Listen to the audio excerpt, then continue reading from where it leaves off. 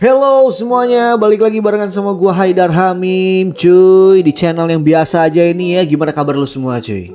Semoga lu baik-baik aja ya dimanapun lu berada. Ya kalau misalkan lu lagi sakit sekarang, semoga lu diberikan kesembuhan dengan segera ya, secepat mungkin, amin.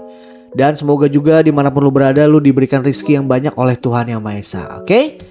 Dan kali ini kita bakal tanya ChatGPT lagi nih, dimana gue bakal menanyakan hal-hal yang mungkin gue pengen tahu ya, atau mungkin hal-hal yang absurd sama ChatGPT ini nih yang katanya mengerti semua hal. Gokil nggak tuh? Tapi sebelum itu pastinya gue pengen mengajak lu untuk yang namanya like, comment, dan subscribe channel ini biar semakin berkembang. Itu adalah kalimat-kalimat template para youtuber yang pemula ya, yang subscribernya belum banyak ya. Tapi nggak apa-apa, kita ikutin aja. Apakah itu bekerja dengan baik, nanti kita bisa lihat pastinya ya. Oh iya, lu jangan lupa juga untuk follow akun TikTok gua ya, Weibo ya. Dan lu juga bisa yang namanya temenan gue di Instagram, sudah ada linknya di description di bawah. Oke, kalau memang itu penting ya, lu bisa temenan Instagram sama gue, DM-an sama gue. Kalau misalkan kali aja lu bisa yang namanya ngasih ide-ide konten buat gue gitu kan, bang bikin ini dong, bikin itu dong, ya nanti bisa gue tampung. Kalau emang gampang bikinnya, gue bikin. Oke. Kalau gitu langsung saja kita menuju ke kontennya, yuk. Tanya ChatGPT. Alright, sekarang gue sudah berada di ChatGPT-nya ya. Kira-kira kita pengen menanyakan apa nih? Apa ya? Bentar, gue nih bener-bener gak ada apa ya? Maksudnya gak ada rencana pengen nanya apa nih? Nanya apa ya kira-kira ya? Oh, nanya ini aja kali ya. Oke. Apa definisi dari ani-ani kali ya? Waduh, gue punya keresahan soalnya nih. Apa definisi dari ani-ani? Coba kita tanya ChatGPT ya, apakah dia mengerti? Maaf, tetapi istilah ani-ani tidak memiliki definisi yang jelas atau umum di dalam bahasa Inggris. Oke, sugar candy berarti ya. Apa itu sugar candy? Lagi sugar baby. Apa itu sugar baby?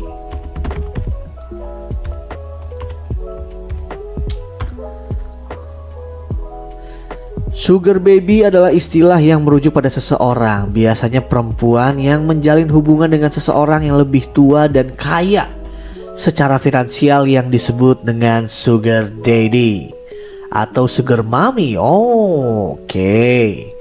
Hubungan semacam ini seringkali memiliki unsur kesepakatan atau perjanjian tertentu nih, di mana sugar baby menerima dukungan finansial, hadiah, atau keuntungan lainnya dari sugar daddy atau sugar mommy sebagai imbalan atas perhatian perusahaan atau hubungan romantis yang mereka berikan. Baiklah, sugar baby dan juga sugar daddy atau sugar mommy gitu ya. Ribet banget sih ini gue ngomongnya.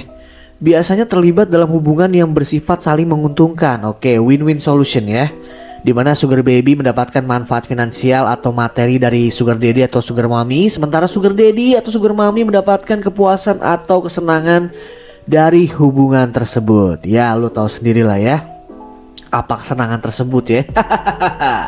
Kenapa gua tiba-tiba terpikirkan tentang ani-ani ini ya atau sugar baby ini? Karena gua nggak tahu kenapa beberapa kali kayaknya gua kenalan sama seseorang yang kayaknya teridentifikasi kalau dia itu sugar baby.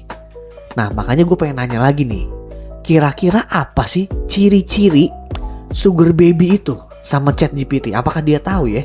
Coba langsung aja ya. Belum lagi, bentar. Ciri-ciri sugar baby. Oke. Oke, berapa nih dia ngasih nih? Waduh, ada 8 poin ya. Kita bacain satu-satu ya. Dari yang pertama, mencari dukungan finansial.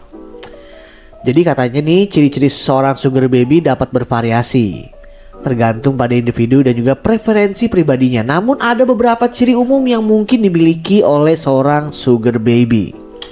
Pertama itu mencari dukungan finansial. Jadi sugar baby ini biasanya mencari dukungan finansial dari sugar daddy atau sugar mommy Sebagai salah satu alasan utama untuk menjalin hubungan dengan mereka, dukungan ini bisa berupa uang tunai, hadiah, pembayaran tagihan, atau fasilitas lain yang bersifat materi. Oh, pantesan.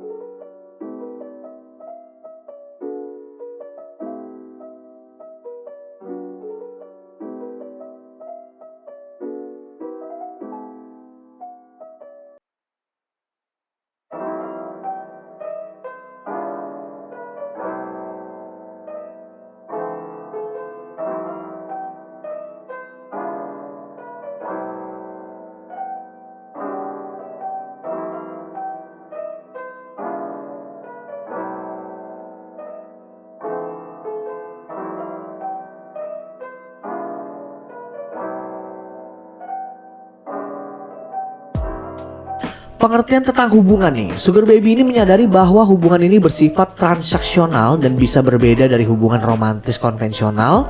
Mereka cenderung menghargai aspek perjanjian dalam hubungan ini. Waduh, gue gak ngerti nih, gimana sih maksudnya? Sugar Baby menyadari bahwa hubungan ini bersifat transaksional. Waduh, transaksi dong bayar berarti kan? Dan bisa berbeda dari hubungan romantis konvensional. Mereka cenderung menghargai aspek perjanjian dalam hubungan ini. Oh, berarti ada tanda tangan di atas materai atau gimana ya? Wah, gue gak ngerti deh. Tapi kayaknya kalau udah kayak gini ada agensinya mungkin ya. Karena kayak udah ada perjanjian, lu bayangin aja men. Ada perjanjiannya loh. Lu bayangin aja gitu kan. Berarti kan ada hitam di atas putih ya. Gue gak ngerti. Oke, langsung aja kita langsung yang ketiga ya. Usia yang berbeda.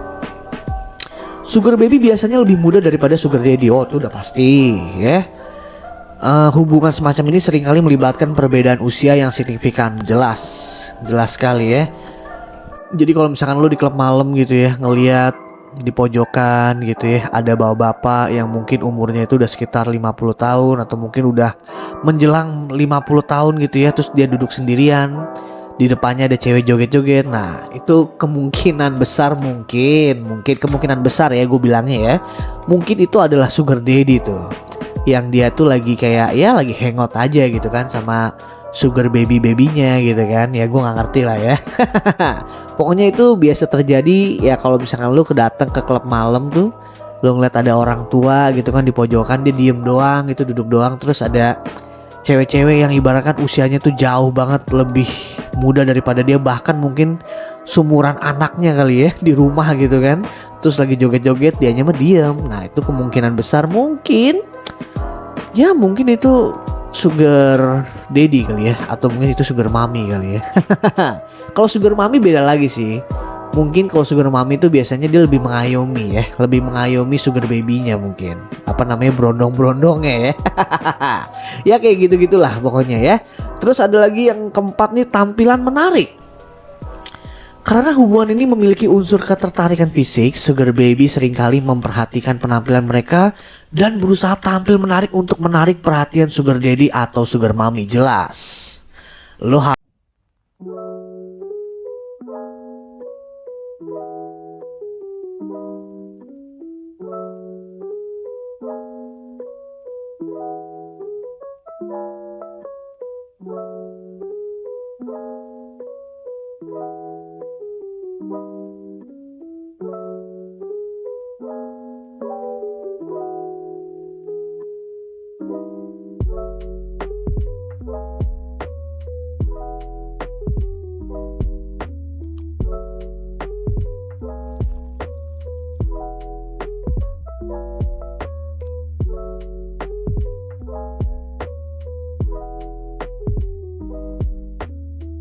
Yang kelima ini adalah kemampuan sosial. Jadi sugar baby ini biasanya memiliki kemampuan sosial yang baik dan dapat membawa diri dengan percaya diri dalam situasi sosial dengan pasangan mereka. Gimana nih maksudnya nih? Sugar baby biasanya memiliki kemampuan sosial yang baik dan dapat membawa diri dengan percaya diri dalam situasi sosial dengan pasangan mereka. Pasangan mereka tuh siapa? Pasangan mereka mungkin pasangan mereka tuh ya si sugar daddy-nya ini kali ya. Dia mungkin lebih perhatian atau apa, gue nggak ngerti lah.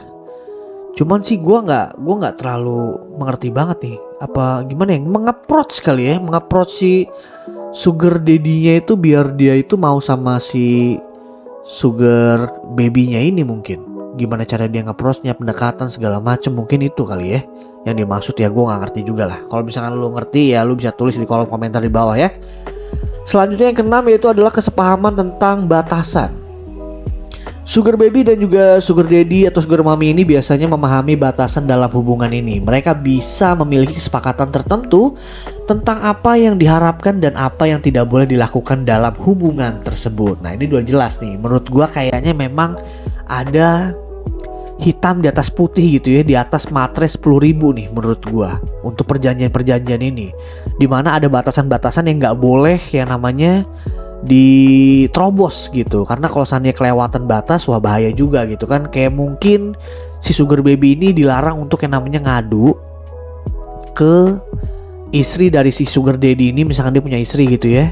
Sama begitupun juga sebaliknya nih, si sugar daddy ini juga harus yang namanya memfasilitasi atau membiayai kehidupan si sugar baby ini gitu loh.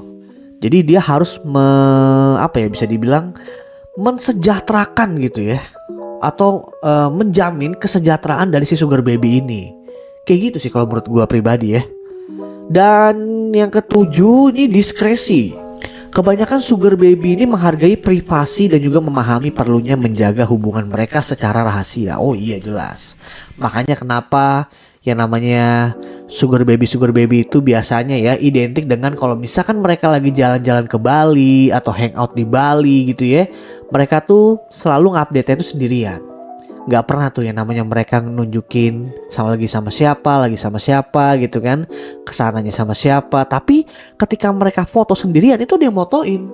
Ya gue gak ngerti lah ya, mungkin itu yang motoin orang lagi lewat mungkin dimintain tolong untuk foto, gue gak ngerti deh. Tapi kebanyakan kalau yang gue lihat gitu ya, banyak sekali kayaknya ya. Gue gak bilang semuanya, gue tidak menstereotipkan kalau orang yang lagi jalan-jalan ke Bali sendirian gitu, dia ngupload sendirian, selalu sendirian mulu, gak pernah ada orang di sampingnya, ya itu berarti dia sugar baby. Ya enggak juga, kali aja memang dia lagi me time mungkin, atau lagi pengen chill gitu ya. Tapi keren juga ya, chill mau me time aja atau chill aja harus ke Bali gitu. Ya ampun, ternyata bener juga ya kata Oza Rangkuti gitu kan.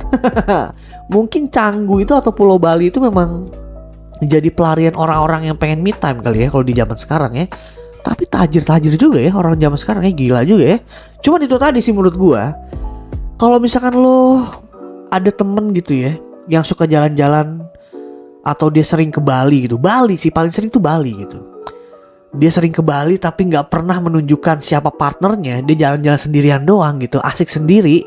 Itu sih kayaknya patut dicurigai ya, dengan siapa dia ke Bali gitu kan. Karena kayaknya kalau sendirian ngapain juga ya, agak gabut juga ya kalau sendirian ya. Kalau cuma masalah healing doang sih menurut gue dia gak akan tuh yang namanya pamer-pamer instastory lah atau apa segala macam. Ya cukup dia menyendiri aja gitu kalau menurut gue pribadi ya. Dan kalau gitu ada lagi nih yang ke-8, tujuan jangka pendek.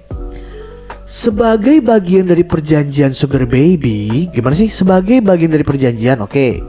Sugar baby ini mungkin memiliki tujuan jangka pendek yang ingin dicapai melalui dukungan finansial yang diberikan oleh sugar daddy atau sugar mommy nih. Bener juga. Kayak mungkin tujuan jangka pendeknya itu dia mungkin terkadang ada orang-orang yang jadi sugar baby juga karena mungkin dia nggak punya biaya kuliah tuh mungkin ada ya. Terus atau mungkin dia pengen beli sesuatu gitu ya yang belum pernah dia bisa beli mungkin. Atau mungkin dia pengen mencoba hidup yang lebih baik aja sih menurut gua. Tapi dia pengen dengan caranya yang instan gitu kan. Ya cara yang instan ya apalagi gitu. Selain menggait, apa sebenarnya kan cara instan banyak ya. Lu bisa yang namanya berbuat kriminal aja itu bisa kan. Itu juga salah satu cara instan gitu, dengan mungkin ya lu ya menipu orang gitu kan. Kalau nggak menggelapkan dana berapa ratus juta itu kan bisa juga. Cuma kan itu kan cara-cara yang ilegal ya, cara-cara kriminal ya. Nah menurut gue cara-cara softnya tuh ya adalah ya lu menjadi sugar baby sih, menurut gue paling enak ya, untuk meningkatkan kesejahteraan hidup lu gitu, biar hidup lu itu lebih bahagia mungkin ke depannya, atau mungkin lebih makmur gitu, itu bisa jadi juga ya kan. Atau mungkin alasan lain kayak tadi yang gue bilang gitu kan, alasan lu butuh duit untuk kuliah gitu kan, atau mungkin kepentingan tertentu ya bisa jadi gitu ya. Pastinya alasannya tuh macem-macem ya. Mungkin nanti kita bakal tanya lagi nih sama ChatGPT ke depannya, apa sih alasan-alasan kenapa orang itu bisa menjadi sugar baby gitu. Sebenarnya ini juga udah cukup sih, tapi kayaknya menurut gue masih kurang nih. Alasan-alasannya belum spesifik banget gitu kan. Ini cuman ciri-cirinya aja gitu. Iya kan? Dan di sini juga si ChatGPT ngomong, perlu diingat bahwa sugar baby adalah individu dengan karakteristik dan juga keinginan yang beragam. Beberapa dari mereka mungkin lebih fokus pada aspek finansial, sementara yang lain bisa mencari kehadiran emosional atau dukungan non materi dalam hubungan ini. Oh mungkin non materi itu mungkin emang dia tuh seleranya lebih tua gitu ya, yang jauh lebih tua tuh ada loh. Karena emang beberapa teman gue juga ada cewek yang memang seleranya itu memang ya orang yang jauh lebih tua gitu loh. Dia lebih suka ngeliat orang-orang tuh yang umurnya tuh udah 40, padahal umurnya dia tuh masih 27 mungkin, atau mungkin 28, tapi dia tuh seleranya tuh yang 40 menuju ke 50 gitu. Gue gak ngerti sih ya, atau mungkin karena mungkin alasan fetis, gue gak ngerti. Nah terus juga ChatGPT ngomong, semua hubungan termasuk yang melibatkan sugar baby harus didasarkan pada persetujuan dan juga saling menghormati dari kedua belah pihak. Yes, kalau menurut gue pribadi memang harusnya kayak gitu ya. Kalau lu sugar baby dengan sugar daddy lu gitu ya, harus win-win solution ya. Jangan sampai ada salah satu pihak yang dirugikan gitu. Ya sesuai dengan perjanjian aja gitu, dan tanggung jawab masing-masing aja. Sugar baby itu ya mungkin tugasnya itu untuk membahagiakan si sugar daddy ini dengan cara ya gue nggak tahu lah ya caranya, mungkin bisa secara pelayanan mungkin, atau mungkin secara kontak fisik, atau mungkin secara quality time ya, mungkin dengan bahasa-bahasa cinta gitu bisa kali ya. Dan begitu pun juga sugar daddy atau sugar mommy gitu, dia itu ya tanggung jawabnya jelas harus menjamin kesejahteraan dari si sugar baby-nya ini biar sama-sama bahagia gitu ya. Oke lah, mungkin segitu aja kali ya pembahasan tentang sugar baby dan juga sugar daddy gitu ya dari ChatGPT ini, atau tanya ChatGPT ini. Tadi dia sudah menjelaskan ada 8 poin ya, dan menurut gue itu cukup jelas walaupun gak jelas-jelas banget. Dan kayaknya kedepannya gue bakal nanya deh sama ChatGPT, kenapa sih orang itu bisa menjadi sugar baby gitu, alasannya tuh kenapa. Atau mungkin gue bakal tanya sama ChatGPT juga, kenapa orang itu sudah sejahtera tapi pengen jadi sugar daddy dan juga sugar mommy. Pastinya kan ada tuh alasan-alasan yang tidak populer gitu ya, alasan-alasan yang tidak terduga gitu kan dari si ChatGPT ini. Tapi kalau menurut gue pribadi sih, gue udah cukup paham dijelasin sama ChatGPT ini tentang ciri-ciri sugar baby. Oke? Mungkin segitu aja dulu konten kali ini ya tentang tanya ChatGPT. Kalau misalkan lo punya ide atau masukan buat gua, kritikan juga boleh, lo bisa tulis di kolom komentar di bawah ya.